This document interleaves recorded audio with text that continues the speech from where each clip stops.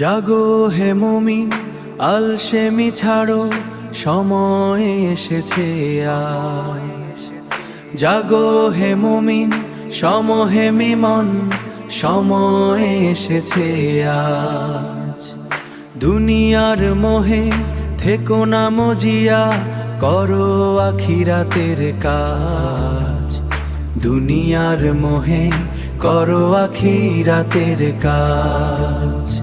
তাকবীরের ওই ধ্বনি তুলে চলো, দিকে দিকে সবখানে তাকবীর